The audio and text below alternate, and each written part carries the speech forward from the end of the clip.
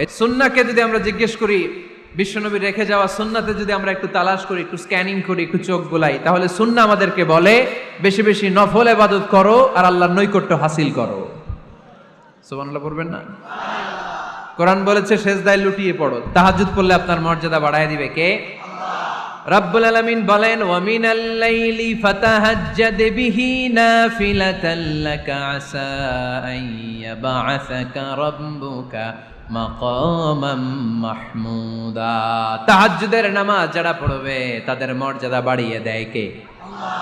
কারণ ওই মুহূর্তে আল্লাহ প্রথম আকাশে নেমে আসেন আর ডাকে, আলা মিন মুস্তাগফিরিন আগফিরালা, কার ক্ষমা দরকার ক্ষমা চা, ক্ষমা করে দেব।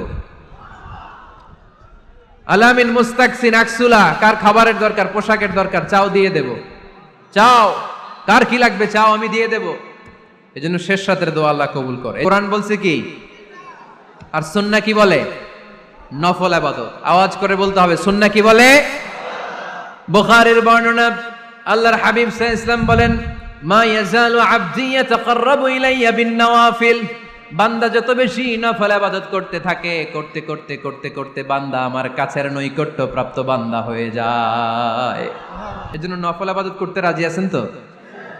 সুনানে তিরমিজির বর্ণনায় আল্লাহর হাবিব সাল্লাল্লাহু আলাইহি ওয়াসাল্লাম বললেন, হাদিসে কুদসি, কিয়ামতের দিন বান্দার যখন ফরজে ঘাটতি হবে, কিসে ঘাটতি হবে?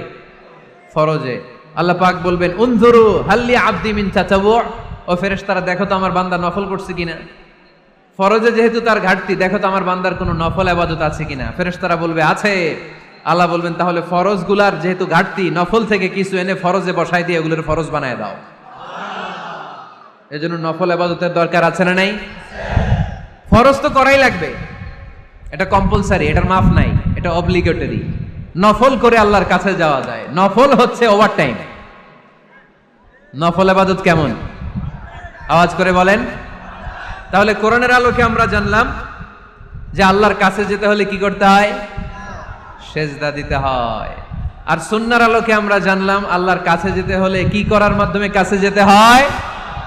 আওয়াজ করে বলেন। নফল ইবাদত করতে রাজি আছেন সবাই? সবচাইতে শ্রেষ্ঠ নফল ইবাদত হচ্ছে কোরআনের তেলাওয়াত, ঠিক কি না? আল্লাহর হাবিব সাল্লাল্লাহু আলাইহি ওয়াসাল্লাম বললেন, নফল ইবাদতের মাধ্যমে আল্লাহর কাছে যেতে চাও, নৈকট্যপ্রাপ্ত বান্দা হতে চাও, আফদলুল ইবাদাতি তিলাওয়াতুল কোরআন। সবচাইতে যত নফল ইবাদতের লিস্ট হতে পারে, এই লিস্টে র‍্যাঙ্কিং এ 1 নাম্বার থাকবে কোরআনের তেলাওয়াত। এই কোরআন তেলাওয়াত করতে রাজি আছেন তো? আমার হাতে যে কিতাবটার নাম কি? সবাই বলতে পারেন নাই? আওয়াজ করে বলেন তো, কিতাবটার নাম? এই কিতাবে ভুল আছে? সন্দেহ আছে? সংশয় আছে? এটা আলোর পথ দেখায়। এই কিতাব মানুষকে মানুষের মতো মানুষ বানায়, ঠিক কিনা? গরুর পেট থেকে বেরোলে ওটা গরু, ছাগলের পেট থেকে বেরোলে ওটা ছাগল হয়, মানুষের পেট থেকে বেরোলে ওটা মানুষ হয় না, ওটার মানুষ বানাইতে হয়। মানুষ বানানোর জন্য কোরআন পড়ার দরকার আছে না নাই? তাহলে নফল ইবাদত করে আমরা আল্লাহর নৈকট্য পেতে চাই। 1 নাম্বার যে ইবাদতের কথা আপনাদেরকে শোনালাম সেটা হচ্ছে কোরআনের তেলাওয়াত। রাজি আছেন সবাই? ফজরের পরেই এই নিমসার এলাকায়, এই কুমিল্লা এলাকায় কোরআনের সুমধুর বাণীতে আমাদের গ্রামগুলো মুখরিত থাকতে হবে। আওয়াজ করে বলেন ঠিক কিনা?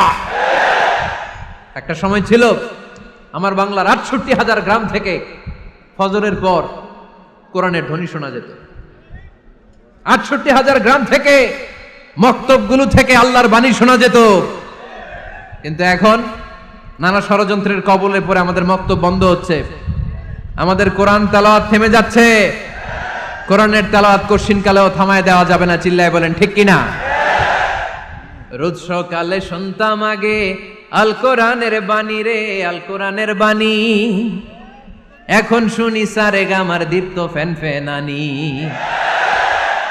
ধর্মপ্রাণ মুসলমান আজকাল হয়েছে মডার্ন, ধর্মপ্রাণ আমরা বড়ই ধর্মপ্রাণ। নামাজ রোজার কিছু নাই, ভুলেও ধরি না কোরআন। ধর্মপ্রাণ ঠিক না? প্রতিদিন কোরআন শিখায় যে, তার পকেট যায় ফাঁকা রে, তার পকেট যায়